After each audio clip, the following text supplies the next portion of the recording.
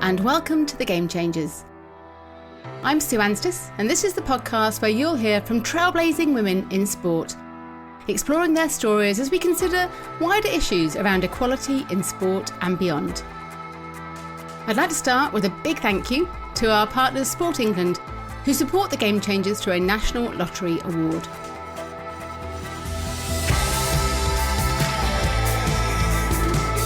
My guest today is Ellie Simmonds, one of the world's most celebrated Paralympians.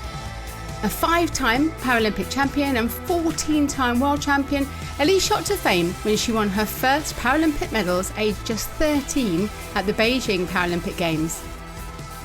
After 2 gold medals there in 2008, Ellie went even better at London 2012. As a poster girl for the home games, she won 4 medals, including 2 golds, and broke 2 world records. The success in London helped Ellie become one of the most recognised Paralympic athletes in Great Britain, if not the world. Rio 2016 saw Ellie once again top of the podium, winning another gold and setting a new world record in the individual medley. Ellie retired from the pool in 2021 after her 4th Paralympic Games in Tokyo, finishing her career with an incredible 5 Paralympic golds, 14 world titles, 10 European titles, and countless world records broken along the way.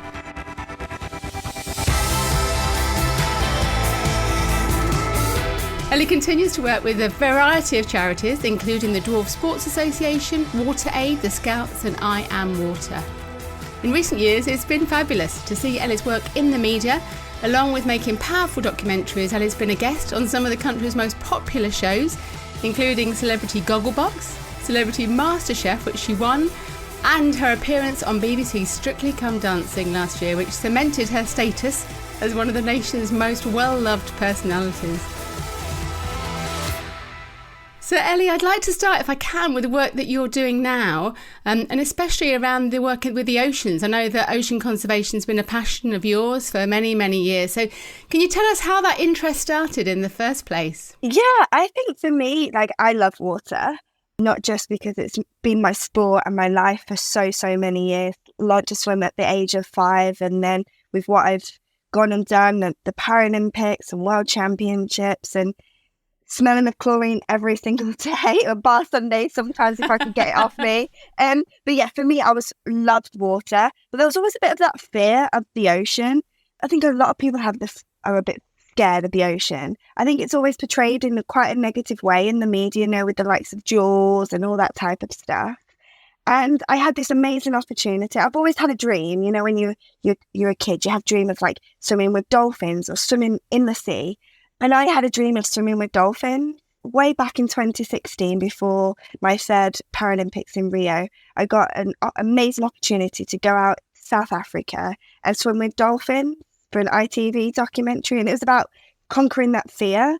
And since I had that trip and conquered that fear, it's enlightened my world. It's shown me such a different side. And now my love for the ocean and what's out there has grown. So I went on that trip as well. I got friendly with a lady called Hanley Prinsloo, who's actually a free diver. And also it clicked because of her training was all about holding her breath. And with swimming as well, it was really important for me to try and hold my breath as long as possible and really get in that meditated state of super relaxed when you're racing and stuff. So we worked really, really well together, and we clicked. And her training, I learned from her a lot with my training, and we just got really, really good friends. And she's also so passionate about ocean conservation in South Africa, because that's where she lives. And she's got a charity called I Am Water, which I started getting involved in, and actually volunteered some of my time in, and went to South Africa for a month afterwards and stuff. And it just opened my world. And I feel like now there's so much more we can do about oceans and saving that massive world out there, because majority of this world is covered by water. Even us in the United Kingdom, we've got rivers, lakes, in Birmingham there's the canals, and we've got the sea around us. And it's so important that we show people what the beauty that is out there, and to save it as well. And especially in the media now, there's all about climate change, which is impacting every single one of us. And I think sometimes we forget that, but actually it is. And it's really, really important that we all do something about it, and to not just save this planet, but save these beautiful oceans and the creatures that are in them. And can you tell us a little bit about the Sheba Coral Restoration Programme you've been supporting? I've been watching you on Instagram and seeing the amazing posts that you've played there.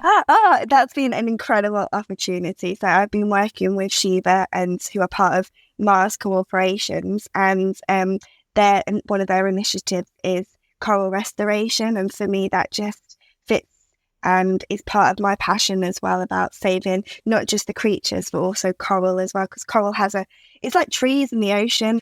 So I've been very, very lucky to go out to Indonesia and to see one of the projects and meet full hand the whole community that is getting part of the coral reef restoration. But now it's not just, it started in Indonesia way back in 2019, but now there's so many other countries that are following that program. So it's spread to, I think, 32 countries now are using this whole coral restoration program to make change into the oceans. And yeah, it was definitely one of those trips that I absolutely loved. And it just, again, opened my eyes to that beautiful world out there. Yeah, it's lovely, isn't it? And the power of me only seeing that through watching your Instagram and seeing what you're doing and learning too. So it's a hugely powerful way to communicate about it too. And I wonder, what's it like now swimming with a mask and fins and, in a wetsuit rather than being in the pool? Does it bring you the same joy in the sea and swimming in the sea?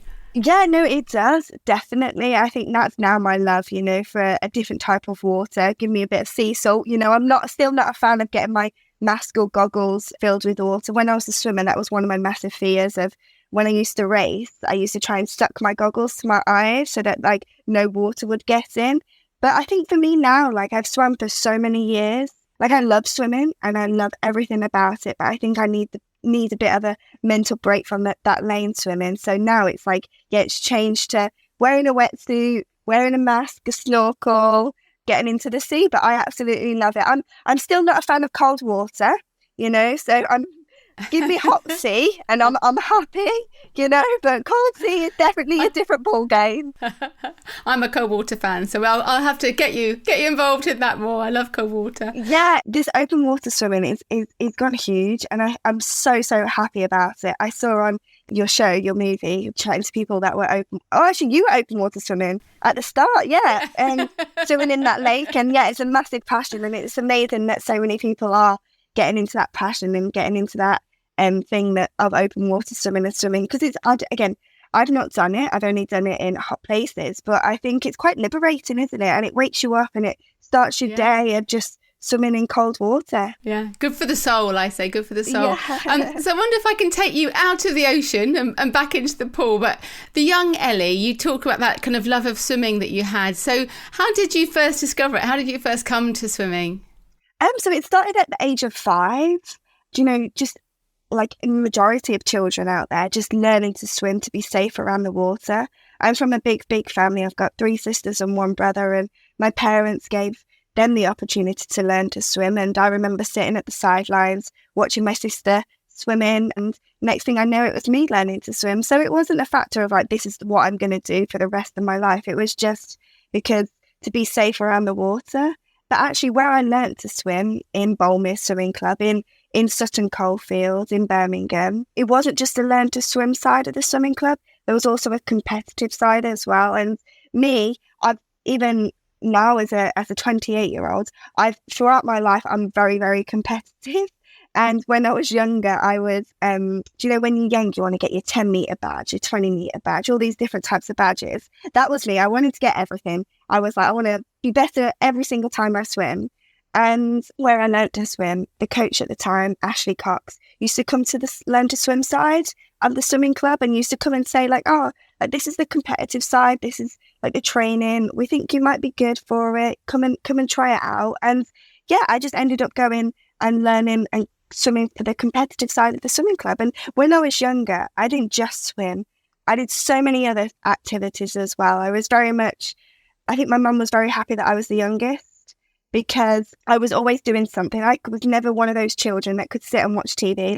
That wasn't me. I was never a sit and watch TV type person. I was always doing either ballet, stage school, swimming, even outside on my bike, in the cul-de-sac playing with friends or on the trampoline. And for me, like, swimming ended up just taking over because I realised that actually I just loved it because of the friends. I say I was swimming once a week. I remember going home to my mum and saying, well, Ashley said, if I want to be a bit better, I need to swim a bit more. So all the other activities would end up going, and I'll be doing like swimming twice a week, 3 times a week. And then on the weekends, I started swimming for my swimming club competitively at the local galas on a weekend. And there's loads of children out there that do that. Like, they're called Diddley galas.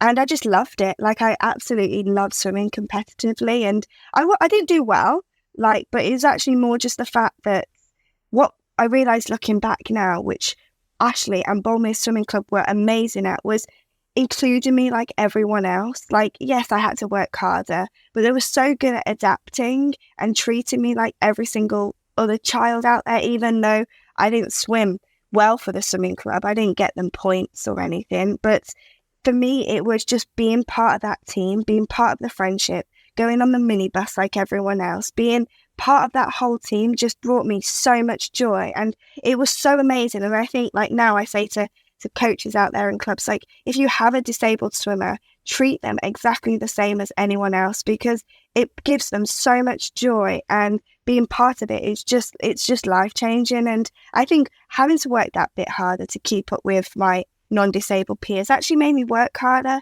So now I think that's why, in the sense, what I've achieved, because of when I was younger, I wanted to be with them, I wanted to keep up with them. And at those galas, I wasn't winning, but I still just loved it.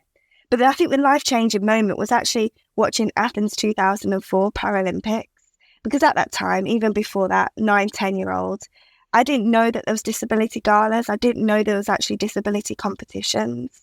I was just, like I said, competing for my swimming club against non-disabled athletes.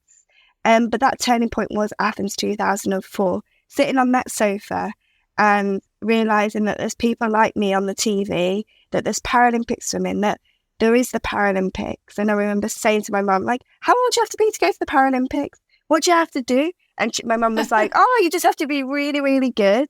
You can be any age. Well, there is an age limit, there's 12. You have to be older than 12. But, and I think as a kid, like, that was when my dreams started. I was like, I want to be a Paralympian. I want to get a gold medal. That is my dream. Never thinking that it was going to be achieved, or 4 years later I was going to achieve it. But that was the starting point. And I think that's why TV and coverage of not just the Olympics, but Paralympics and sport in general is so powerful, because you never know who's sitting on the sofa and can get inspired and eventually maybe become an Olympian or Paralympian. Absolutely. Just find the joy in sport for life, isn't it? And I've watched your incredible, moving documentary, My Secret Family, on ITV. For those that haven't seen it yet, I would advise that they do. It was absolutely fantastic. But it really does paint a lovely picture of home life and such a happy childhood that you have. So how did your dwarfism impact your young life growing up? Because from all you've described and all that you did as a young person, it doesn't feel like it was as negative as some might believe. No, not at all. It's never really impacted me. I think, again, from the big family that I have and growing up, and my parents have been amazing at just treating us and showing us that we can do anything no matter what. Like, we might have to adapt. So I think they gave me a really, really good outlook on life from growing up to where I am now. So I think, in a sense, like, having that outlook of life and having those parents that gave me such a positive childhood and a great childhood, it's just had no impact at all. And this next to me has dwarfism, and my sister has learning difficulties. So I've always been around people who have different disabilities, and I think, again, that's been a really, really positive thing. And you obviously had this huge success as a young swimmer. Was there a moment you can look back, when you think back and remember, when you realised that you were so good in the pool? I think it was actually Beijing in 2008. I think that was the turning point, because I think, like, before that, I was just doing what I loved, and I still love it now. But I mean, I was just a kid, I was 12, 13. I was just competing, swimming, and not really thinking about it, just having fun with friends, having fun with the team, and going away all the time. And I qualified, had an amazing 2008 trials in April, qualified for the Paralympics. Never, but even then, not like that was the first time I ever broke a world record. Even then, I never realised that actually I was good. I think it was actually going into Beijing and getting the gold medal, and especially that first one in the 100 meters freestyle. I think that's when it clicked that actually, oh my gosh, Ellie, you're the best in the world. You've just got a Paralympics. But I think sometimes, like I know, even looking back now in my career, I think when you're an athlete, you never really look back at your past career. You're always moving forward. And I think I've always been like that. And in the sense, maybe looking back now, I should have stopped a bit more and really took in like my achievements and really took in those moments where I swam well or got medals or got gold medals or stood on the podium, because I was always thinking forward all the time. Like even in Beijing, like we were going to those games for experience, and then we knew that we had London 2012, which was going to be the biggest games, biggest Paralympics ever. So even in Beijing, I was just, always thinking forwards, which I think now, looking back, I probably should have stopped and taken it in a bit more. Absolutely. You moved to Swansea with your mum when you were just at 11, so you could train at the world-class facility with an elite squad. How hard was that, as you look back, to leave home and school friends and friendship groups at that time? You know what? Actually, like, it was the best thing I've ever done. Like, I loved my Swansea time, and I think it shows, like, just how incredible my parents are for making that sacrifice and that dedication to give me the amazing opportunity to train in Swansea with Billy Pye, who I started training with when I was 12 and I retired with him with 28. We've gone through my whole career together, and he's not just the most amazing coaches, but he's my best friend and family friend now. And I see him, like I went hiking with him on the weekend in Wales and stuff. So to have that relationship with him from all those years. But I think for me, like, a hand up to, I don't think I would have done what I did in my career if we hadn't made that move. And to credit to my parents for the sacrifice and stuff. But for me, it was the most amazing thing. I got to go to Swansea and train in a Paralympic squad who were like family. It was the best years. There was 12 of us training towards Beijing and training towards London 2012. And we were like family. We were not just training together all the time, but we used to go out in the evenings, celebrate everyone's birthdays, go away on camps all the time. And then also the school in Swansea, Ulkfa, I moved to when I was in year 7 and left after sixth form, was the most amazing school. And Welsh people, I don't know if you've been to Wales, but Welsh people are the most friendliest people ever. Like, they're literally so nice, and they welcomed me into the school and welcomed me into Swansea like a massive bear hug. It was just the most amazing time. And I still go back to Wales. Like I said, I went last weekend, and I've still got great friends and family, and, well, not family, but they are like family to me in Wales. And still, it was the most great 7 years of my life. In terms of the Paralympics and being in Beijing, you were the youngest person in that team at 13, which we often talked about. But did you really feel that you were included as part of a team with those older swimmers there? Yeah, I think, you know what? I think when you're a kid, when you're 13, you don't really think of the pressure, because I think you're still a kid, aren't you? And I think it's not till like London 2012 and beyond you actually realise how big a Paralympics is and actually take like the outer world on board. But for me, going as a 13-year-old going to Beijing, and then afterwards, my teammates, my friends, my British swimming team were the most amazing team ever. Like the likes of Liz, Nairi, all the girls and all the boys, like, took me just under their wing, and like I'm best friends with all of them still now. Like, it was just, I was so thankful for that they looked after me, that they, yes, like you said, I was the youngest person by quite a long time on the team, but they were like my big sisters. They were just the most amazing teammates, amazing friends ever. They like even included me in everything, in not the drinking or I couldn't go out with them, which I was always so sad about. I had to stay in the hotel. When I was 18 on the team, I was so happy because I could join in all the partying. But beforehand, I was like, oh no. But no, they're so good, like all of them, during the team. And I think that's one of the amazing things about the support team of British Women. Like, we had someone to help with schoolwork. Again, I was off school a lot of times. Like, I did my GCSEs in a Spanish school when we were training. I did my A-levels abroad as well. Like, I was away from school quite a lot. Didn't realise that. Wow, that is incredible. I was going to ask you about that balancing for those 2 Olympic cycles of school, but I hadn't even thought about that. You're literally not being there at all. Moving on to London 2012, you're 17 years old then, and you're like the poster girl for the London Paralympics. So what kind of pressure did you feel ahead of those games when you almost talked about going into Beijing and not having the pressure? But how different did it feel coming into London 2012? Oh, London 2012 was a different kettle of fish.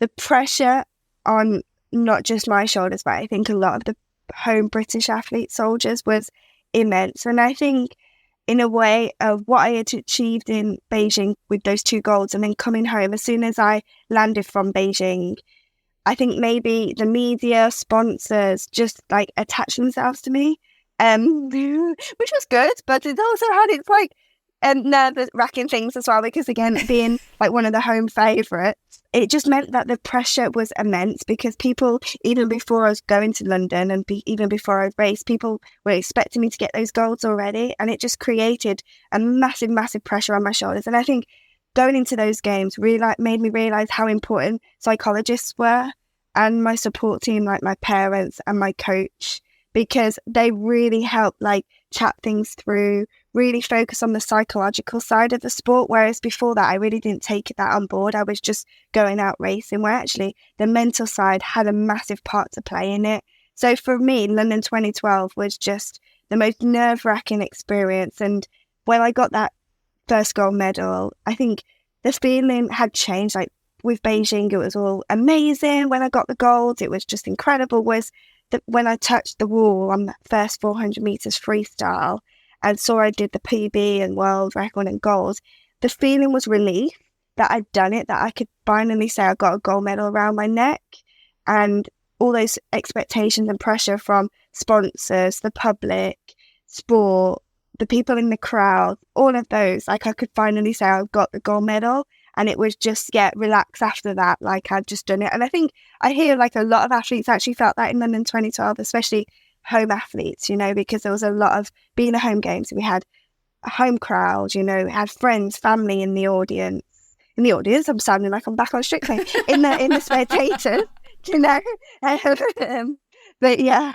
I was going to say, yes, I have that image of you from London of walking on poolside in your fantastic robe with your poise and posture and your headphones, and you kind of look so confident. So it is interesting. I was going to ask you whether you were as you looked, but I guess so much of that is the psychology of putting yourself in a place where you know that you can do it. And just to be poolside on the aquatic centre, do you still think about that today, what that was like? It gives me goosebumps thinking about it, and I wasn't even there. Yeah, it's funny. I think there's that Eminem song, isn't there? On the surface, you look calm already, but in the side, you're about to drop bombs. And that was totally my feeling.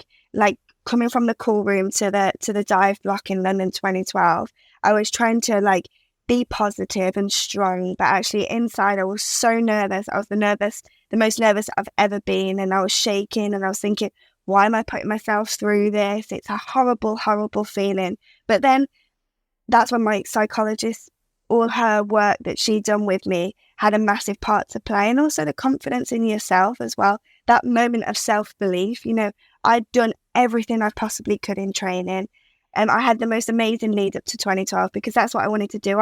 Even though you can't control your 7 other competitors, my stance going into those games was don't have any regrets at all. So in myself, I was strong and like confident in myself, but also very, very nervous. And yeah, I don't actually want to go back through to that feeling, to be honest, because it was a horrible feeling of the nerves and all that type of stuff. But so yeah, I'll just enjoy it from now looking back, but I will definitely don't want to transport myself back to that feeling. I love that. You've had this massive success across your career right from the start, but there must have been disappointments too, and losses and injuries. So I wonder personally, how do you cope when things aren't going to plan? And I've listened to you talking on the things. I know that you're quite a planner, an organised person, but how do you cope when things don't go to plan? To be honest, I'm a bit of I spoke to some kids yesterday about it who are athletes. And I must put my hand up. I was quite a sore loser, definitely very much a sore loser. And I'll take it a lot out of myself. Like I would never blame other people, but I would always like get so angry and so upset with myself because I would evaluate what did I do wrong. But actually, those times, looking back in my career now, those times where I didn't go to plan, like races, or I didn't win, or something didn't go right, actually, I learned more about myself than when things went well, because I remember, like, I had a race, I can't remember, I remember just being in Eindhoven in Holland, and I had a 53 that just did not go right. And as soon as I finished, and I looked at the board and I got upset with myself and had a good cry. That's what I always do, like let these emotions out.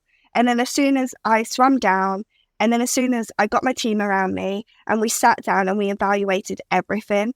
And actually then the next day and after my holiday and after my break, I was so much more motivated going into training, because I was like, I don't want to have that feeling again. I want to do everything I can and even better next time. So actually, those times where it didn't go well, I just evaluated my races a lot more. As when a race went really, really well, I would just be as high as a kite all night and the next day, and I'll never actually look back at them and evaluate what went well and what didn't. So actually, looking back, I learned a lot more about myself and my race and my swimming when races didn't go to plan. Yeah, it's hard, isn't it? We hear that with that kind of, it's the failure and learning from failure, that's where we'll learn and grow. But it's hard to take that on board sometimes, isn't it? Either as an athlete or just generally. So also as well, I think what I learned later on in life, we're going from Rio to Tokyo, and I think maybe age had a massive factor, is like being a woman as well and being on your period.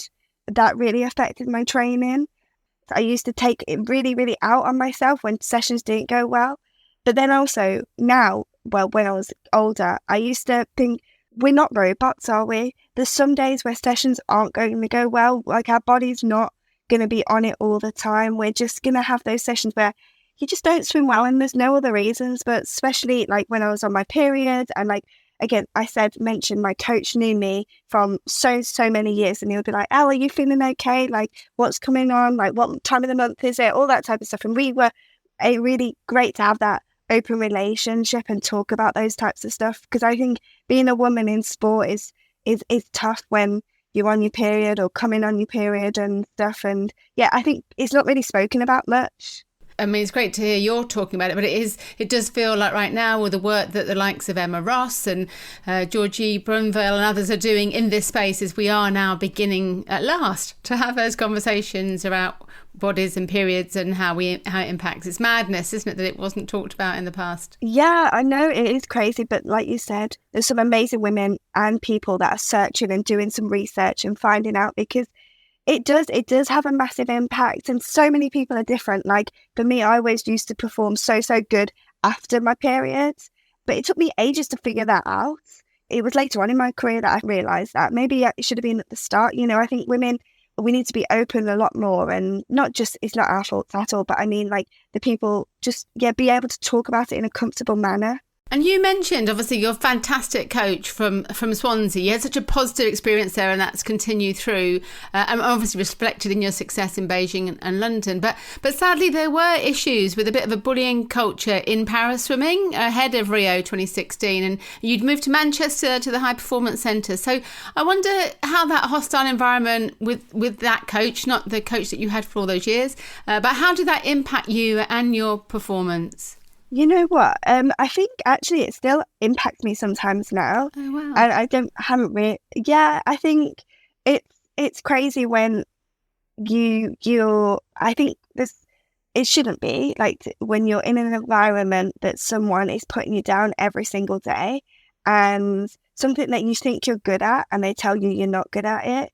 It's those words, it's the mannerisms, and it definitely has a massive impact. And especially when you're performing in sport, it's hard, it's pressurized, it's hard, it's not easy. Like, it's not something like, you see us at a Paralympics or an Olympics and it's all amazing, but it's tough. Like, and especially swimming, you're in your costume, you know. I remember I was so skinny. Like, looking back, I remember I used to weigh myself every single day. I used to have like half a bagel because I was worried about my weight, and it was a very, very tough time. But also as well, I look back and I think it made me now realize that like people like that who put people down, like now I've got more confidence to stand up for myself, but also my teammates as well. And hopefully as well, it's given a wake-up call to British swimming, but also in sport in general, that shouldn't be, it's about being, when you've got a coach or when you've got your team around you, that they should work to better you, not just as an athlete, but as a person, and putting yourself down and telling you, using that old characteristic way and that old style of coaching just doesn't work. To have that open relationship and talking, and to support the person as a human and not just an athlete. Yeah, it's better. But you live and learn and stuff. And yeah, that individual isn't in the sport. Hopefully not, but I don't know. And do you think that British sport is better now in terms of finding that balance between athlete welfare and the pursuit of Olympic and Paralympic medals? I can only vouch for swimming, but I think it's getting better. I think what's happened in the past, they've learned from it. Again, I'm not much into that world at the moment, so I don't know. But from when we had our moments and the time in Rio and afterwards, it definitely changed. But again, I hope it has, and I hope it's staying in the positive way, and I hope it continues and you learn from it. And I know that British gymnastics and gymnastics as a whole has had it, and it's happened a few times in sport, and hopefully for future athletes and not just the youngsters, grassroots and Olympians, Paralympians, that it doesn't happen. Absolutely. Thank you for that. Your retirement had huge publicity in 2021. There's a real outpouring of love and emotion from people who'd found such joy in following your performances over those years. So I wonder, as you look back at that time, if you had to think of one or two achievements or the medals that you were most proud of, is that probably a question you're often asked, but are there moments, or is it the kind of whole of your career you reflect on? You know what? I think, definitely my whole career, but I think for me, if I could say one thing, it was London 2012. I think it wasn't just because I had a great games and I swam the best I ever have, with personal best in the heats, personal best in the finals, and having the whole medal collection as well was really nice, even though I think it would have been nice to get an extra gold, but I got 7 bronze and I absolutely love it because I've got all the colours from 2012. But I think for me, just being able to be part of that change in perception of disability in Paralympic sport, and saying I was able to be included in that, and I think what 2012 did wasn't just change perception of disability sport, but change perception of disability in society. And I think it was a catalyst, and it was the most amazing thing to see and be part of, because the likes of the last leg, the likes of disability in society was changing. And it needs to get better still, even now in 2023. But it was that changing point then, and people were wanting to come and watch us. The tickets were getting sold, the venues were packed out. People, not just in the media, but in the crowds in London, in the United Kingdom, people were just glued to the TV and to the success of the British Paralympic athletes and just Paralympics as a whole. It was just the most amazing thing to be part of. And we talk a lot today, don't we, about how hard it is for elite athletes to transition from sport, especially after such high profile careers as you had for such a long time too. So how has that been for you, that new identity beyond Ellie Simmonds, the extraordinary Paralympic champion? I think for me, I was always a bit I always knew going into Tokyo I wanted to retire. And I think that was really nice to be in control of that. But there's always that fear, isn't there, of that unknown. And especially for me, and loads of athletes out there, swimming or your sport is a massive identity of yourself. It was huge for me. I had a plan, like you said, every single day. I knew where I've got to be every single day. You've got your 4-year plan, you've got your year plan, your month plan, your week plan. And all of a sudden you come off that plane and it's wow, what am I going to do tomorrow, let alone next week or in a few months? And yeah, it's quite liberating. It's really, really nice, but it's also a bit scary as well. But it's been very much of a roller coaster. I've been able to do some incredible, amazing things, like Strictly, like the 2 documentaries I've done, like TV stuff, and meet some amazing people. But there has been days where it's a bit what actually is it what I want to do? You do get a bit lost and stuff, but a majority of the time it is, I've had a great retirement so far, and it's actually 2 years since I've retired. So 2 years has definitely flown by. But yeah, it's been a really, really good so far career in life. And it's been wonderful to see you working in sport now. You're out of the pool, but still poolside. And you are a real natural, I think. It's great to see you reporting and commentating at the World Swimming Championships with the lovely Ashley Wilmot. I'm a massive fan of Ashley. Yeah.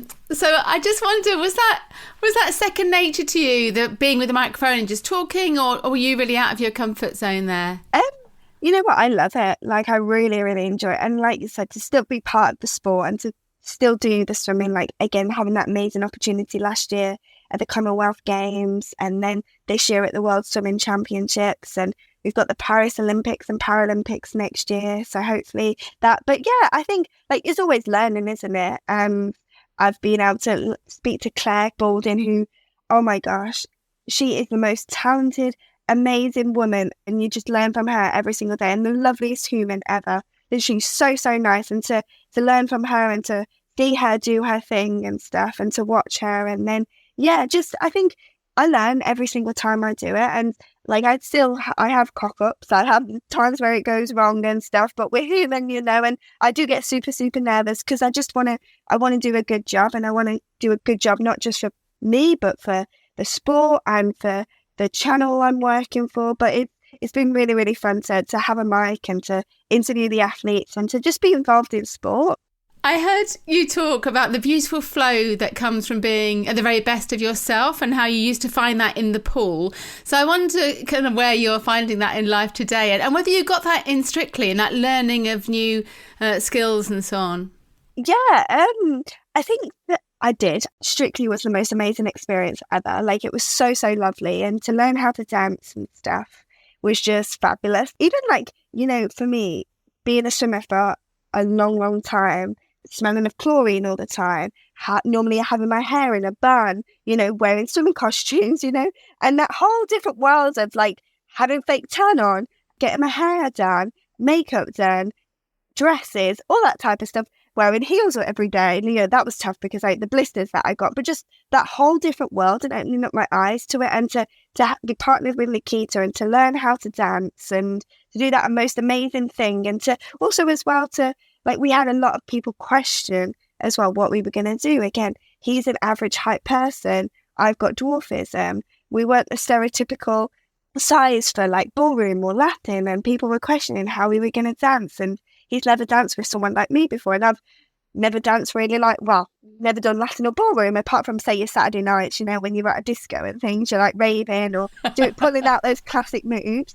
But it was just the most amazing experience. And then afterwards, not just doing the show, but getting to go on the tour as well, and being like a rock star for 6 weeks, doing 32 shows all across the country was just life-changing and the most amazing experience ever. And whoever I say go do Strictly, it's just, do it, literally. Just say yes. It's so fabulous. Oh, it's lovely. I love it. I'm a big fan of Strictly.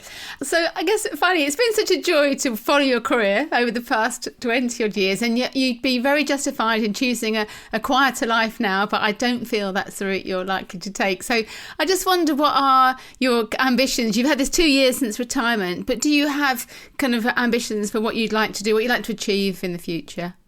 You know what? I am very driven and very much know what I want to achieve. But actually, still, I've not really got any goals or ambitions. I'd love to be part of the Paralympics and go to Paris next year and see it from a different side. That's definitely a massive dream of mine. But away from that, I'm just taking each day as it comes and just saying yes to all these amazing opportunities, and not knowing where I want to be in a couple of years' time. I definitely want to give back a bit more. I want to help more children and help more people with different disabilities as well. That's definitely a big ambition of mine. And also, my massive hobby is also traveling. I love traveling and seeing the world and seeing how beautiful it is, and just also as well getting my confidence back as well, and just traveling on my own and just being okay on my own and things. That's definitely a massive ambition of mine. But helping people a bit more, giving back, and traveling. I think that's my 3 ambitions actually.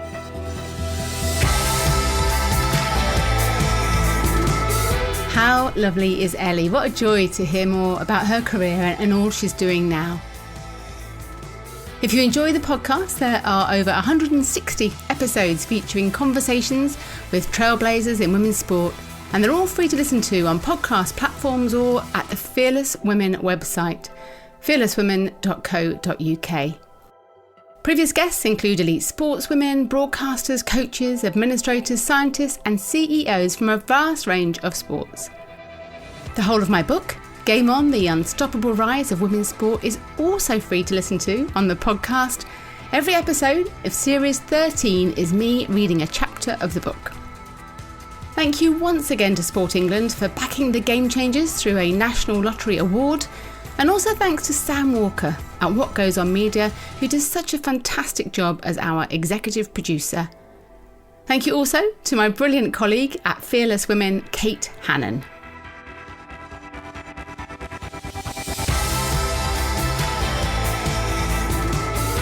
Do follow us to make sure you don't miss out on future episodes, and if you have a moment to leave us a lovely 5-star review or rating, that would be fantastic, as it really does help us to reach new audiences. Come and say hello on social media, where you'll find me on LinkedIn, Twitter and Instagram at Sue Anstis. The Game Changers, fearless women in sport.